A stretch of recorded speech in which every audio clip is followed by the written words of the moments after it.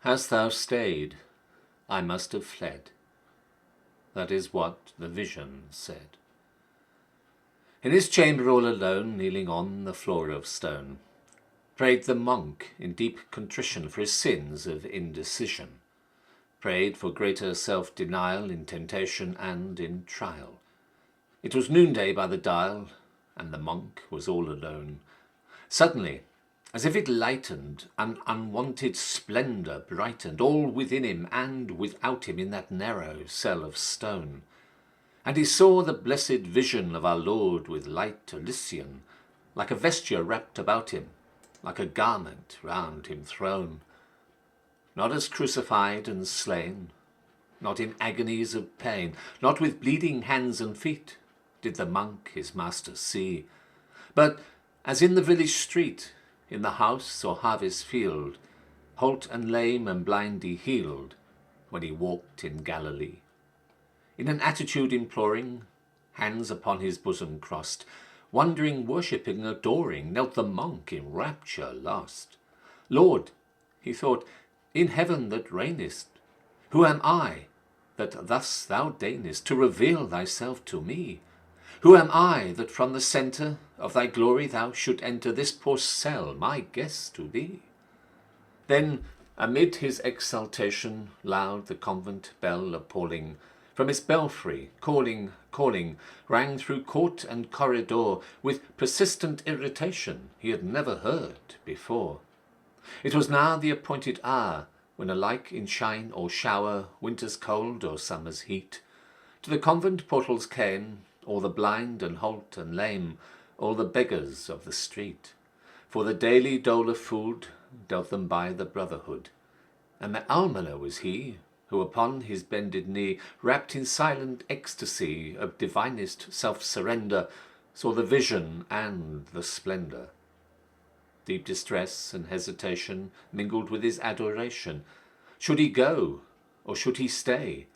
Should he leave the poor to wait, hungry at the convent gate, till the vision passed away?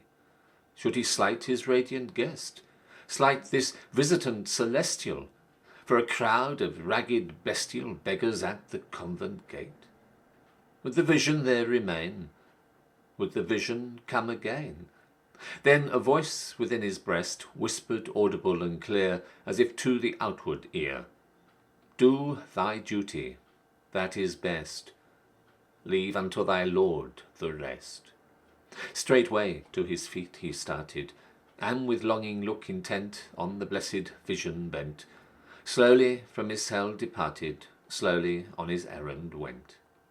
At the gate the poor were waiting, looking through the iron grating, with that terror in the eye that is only seen in those who amid their wants and woes hear the sound of doors that close and of feet that pass them by.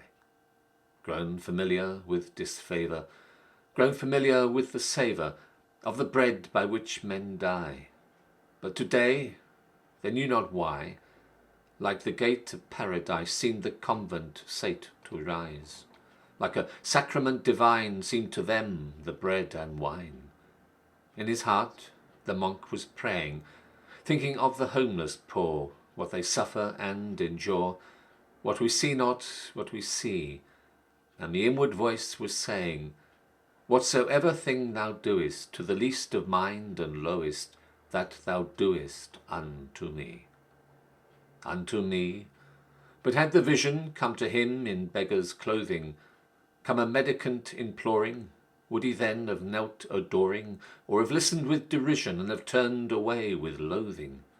Thus his conscience put the question, full of troublesome suggestion, as at length with hurried pace towards his cell he turned his face, and beheld the convent bright with a supernatural light, like a luminous cloud expanding over floor and wall and ceiling. But he paused with awe-struck feeling at the threshold of his door, for the vision still was standing as he left it there before, when the convent bell appalling from its belfry, calling, calling, summoned him to feed the poor. Through the long hour intervening, it had waited his return, and he felt his bosom burn, comprehending all the meaning, when the blessed vision said, "Hadst thou stayed, I must have fled."